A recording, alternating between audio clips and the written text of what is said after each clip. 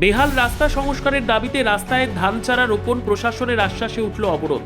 বেহাল রাস্তা সংস্কারের দাবিতে রাস্তার মাঝে ধানের চারা লাগিয়ে পথ অবরোধ করে বিক্ষোভ দেখালেন গ্রামবাসীরা।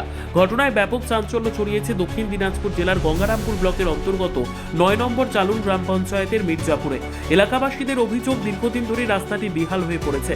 প্রতিদিন এই রাস্তা দিয়ে বহু মানুষ যাতায়াত করেন। আশপাশে রয়েছে একাধিক স্কুল ও সরকারি দপ্তর, অথচ বারবার ব্লক প্রশাসন ও পঞ্চায়েতে জানানো সত্ত্বেও কোনো স্থায়ী সমাধান মেলেনি।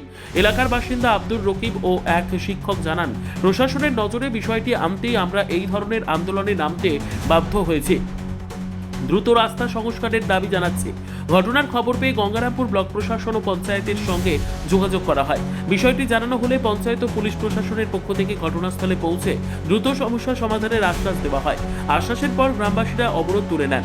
গঙ্গারামপুর ব্লকের বিডিও অর্পিতা ঘোষাল বলেন, রাস্তাটির সমস্যা দ্রুত কিভাবে সমাধান করা যায় তা খতিয়ে দেখা হচ্ছে। অবস্থা দেখছেন, প্রত্যেকদিন আমি অশোকগ্রাম জিপিতে চাকরি করি প্রাইমারি স্কুলে।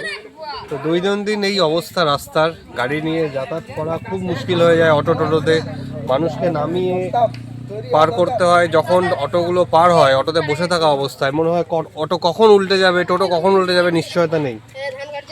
প্রতিনিয়ত প্রত্যেক দিন এই জায়গাতে কাদা থাকে। পুরো রাস্তাটা এখানে একদম আশ্রম মোড় থেকে পুরো নেহেম্বা পার করে এই রাস্তার অবস্থা দীর্ঘদিন যাবৎ, আমার চাকরি করা 8 বছর হলো, আমি দেখিনি কোনোদিন এই রাস্তা ভালো থাকতে।